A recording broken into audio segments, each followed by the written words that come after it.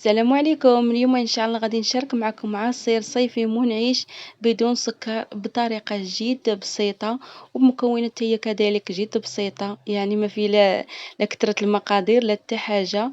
الطريقة ديالها الصراحة راه تيجي بنين هاد العصير، غير جربوه جربوه غادي تشوفوا الطريقة ديالو زوينة، تتجربوا اللي يحكموا اللذة راه ما نعاود لكمش علاش حتى يجي زوين. يلا تابعوا معايا الطريقة والفيديو كذلك، وما تنسونيش دائما بالاشتراك ديالكم للفيديو، وما تنسونيش اللايك الفيديو الله يحفظكم ليا. اول حاجه انا غادي نحتاج الدلاع.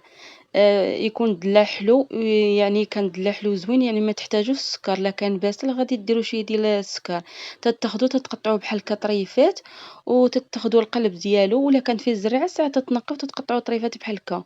وهنا عندي الخوخ، كان عندي في المجمد عفوا، تقريبا كيما الربعة من ربعة حتى ثلاثة، على كانوا كبار ديروا ثلاثة، على كانوا صغار هكا عينكم ميزانكم الربعة حتى الخمسة. أنا كانوا عندي في المجمد، داكشي علاش درت المجمد. نتوما ما كانش في المجمد ماشي ضروري. وقبل ما تخدموا به حاولوا الدلع ديروا في المجمد باش يجيكم واحد العصير رائع. ولا كان هكا بارد ماشي مشكل، الا كان في المجمد شويه، غير شويه ماشي يجمد بزاف، غير شويه وصافي، غير دخل في هذيك البروديه مزيان باش يجيكم العصير منعش وزوين.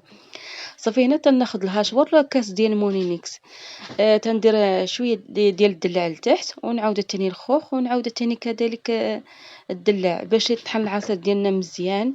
نفس الطريقه ديروه هكا في مونينيكس. الصراحه واحد العصيره تيجي زوين، انا مأكده هاد العصيره جربتوها، عرفتي شي حاجه واعره واعره بزاف. غير جربوا وهذه الساعه تشوفوني علاش تنهضر. صافي هنايا ها نتوما كي تتشوفوا، كما تتعرفوا دابا الدلاع راه تيكون فيه الماء، يعني نزيد واحد الكميه. تقريبا درت كاس ديال العنبه وماء، والماء يعني راه درتو بارد. نتوما ما كانش عندكم الماء بارد ديروا الماء سخون، لكن من بعد ديروه في الثلاجه يبرد. لو بغيتو تشربوه بارد ديك الساعه حاولوا ديروا كلشي يكون في الثلاجه بارد. صافي دابا غادي نطحن هاد المكونات ديالنا مزيان بحال هكا كيف تتشوفوا. وبالنسبه للخوخ انا راه ما نقيتوش، خليته هكا بالقشره ديالو.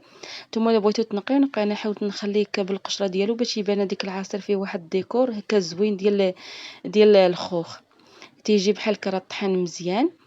نتوما الا بغيتو تضاعفوا الكميه ضاعفوها، المهم انا درت هاد الكميه تقريبا يطرو هكاكي. صافي هذا هو العصير ديالنا، الشكل ديالو تبارك الله ما شاء الله، غير هنا في الفيديو راه ما واضحش مزيان. جا واحد العصير الصراحه غزال بزاف، غير جربوه تشوفوا الطريقه ديالو ناجحه 100%. وبالنسبه للسكر، لا بغيتو نتوما ديروا السكر ديروا، ما بغيتوش تشربوه كطبيعي، يعني تيبقى الاختيار لكم نتوما. نتمنى ان شاء الله هذا الفيديو ينال الاعجاب ديالكم، وكذلك الوصفه وهذا العصير نتمنى ان شاء الله تجربوه، راه شي حاجه واعره بزاف. وصلنا لهنا، ما تنسونيش دائما بالاشتراك ديالكم الفيديو، واللايك دائما على الفيديو. لا تفرجتوا فيه من الاول حتى الاخر، الاشتراك ديالكم دائما.